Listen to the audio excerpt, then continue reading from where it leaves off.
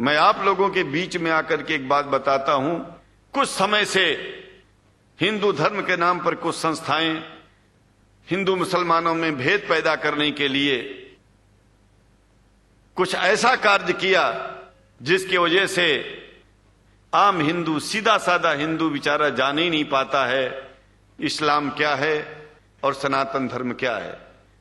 सनातन धर्म और इस्लाम में कोई भेद नहीं है और हिंदू धर्म तो कोई धर्म ही नहीं है।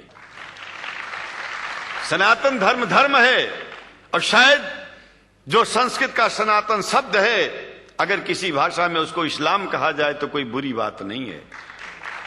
इस्लाम और सनातन में कोई भेद नहीं है, क्योंकि परमात्मा एक है, परमात्मा सबका है। ये संदेश ऋषियों मुनियों ने दिया और यही संदेश, परमात्मा का भेजा हुआ संदेश, स्वयं हमारे मोहम्मद साहब ने इस पैगाम को हमको दिया।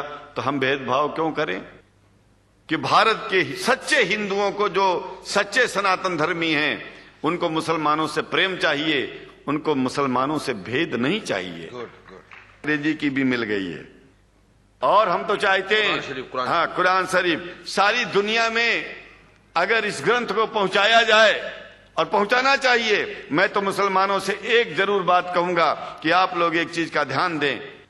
आपके पड़ोस में जिस भी भाषा को जानने वाला व्यक्ति रहता हो, जिस भी भाषा को, कोशिश कीजिए कि आप इस कुरान जैसे पवित्र ग्रंथ को उसको उसकी भाषा में पहुंचाइए। और मेरी समझ में सारी दुनिया में एक कुरान पहुंचेगा तो सारी दुनिया में शांति होगी, सारी दुनिया में अमन होगा और सारी दुनिया में ऐसे ही इतने प्रेमियों के बीच में शंकराचार्य को पहुंचने में और बोलने में कोई दिक्कत नहीं होगी, संकोच नहीं होगा। तो इस्लाम की रक्षा के लिए शंकराचार्य आपका साथ देगा, क्योंकि शंकराचार्य जानते हैं इस्लाम धोखा नहीं है। शंकराचार्य जानते हैं इस्लाम बर्बादी का रास्ता नहीं है। शंकराचार्य को पता है कि जो वेद में लिखा है वही कुरान में लिखा है, इसलिए हमारा धर्म नहीं छूटेगा, हमारा धर्म और आगे बढ़ेगा।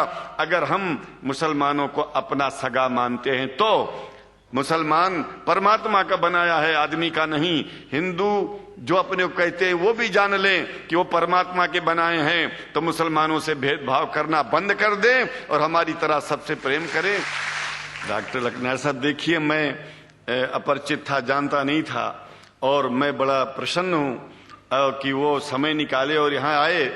उनको तो मैं धन्यवाद क्या दूं, मैं तो ये चाहूंगा कि परमात्मा उनको शक्ति दे कि हम लोगों को सबको ऐसे ही सुंदर दिव्य बड़ी सभाओं में संबोधित करते हुए और हम लोगों के ऊपर वो स्वयं कृपा बनाए रखें और हम उनके साथ रहेंगे, जहां भी जरूरत होगी सदा जीवन में उनका साथ देते रहेंगे। इन्हीं शब्दों के साथ जीवन में अब जब भी याद करेंगे, जब तक मेरा शरीर है, हम आपकी सभाओं में आते रहेंगे। ओम शांति शांति शांति।